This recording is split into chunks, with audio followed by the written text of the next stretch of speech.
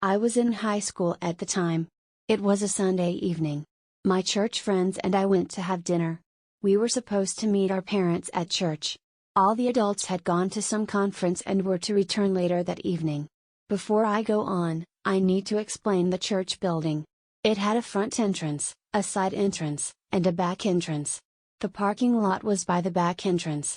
We had to walk by the side entrance on our way to the parking lot.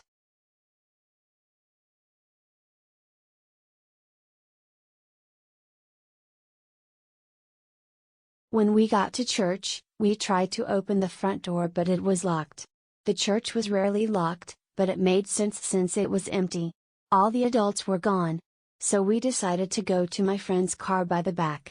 As we turned the corner, all of us separately noticed the side entrance propped open. But before we could say anything, the door slammed shut. It made a tremendously loud noise. But whatever shut the door, it freaked all of us out, because without saying a word, we ran past the door and toward the back. We got into my friend's car, and he drove us quickly out of the parking lot. As we passed by the side entrance, this time in the car, we could see through the window the church was pitch black. All the lights were off. I felt this rush of relief when we were able to get out to the street.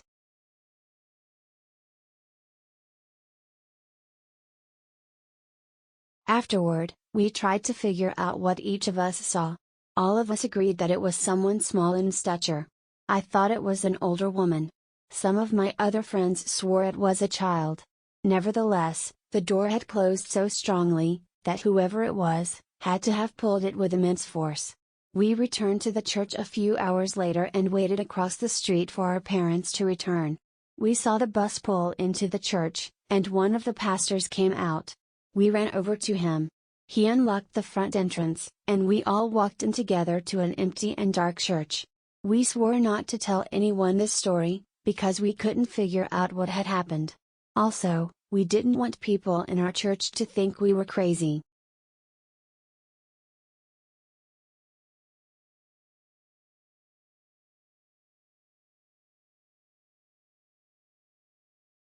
A few years later, all of us were gathered again at church, but with us was the church caretaker. He was a young single man. He was hired by the church to watch over it, and in return, he was given free room and board inside the church building. He had been the caretaker for many years now. And on this day, he told us that he would often hear noises at night at church. Every time he would go to the location of the noise, there would be no one there, but one day, he swore he saw a young boy playing with a ball. Ever since then, he would hear a young voice and a faint sound of a ball in the church. As soon as he told that story, all of us looked at each other, immediately remembering that night at church.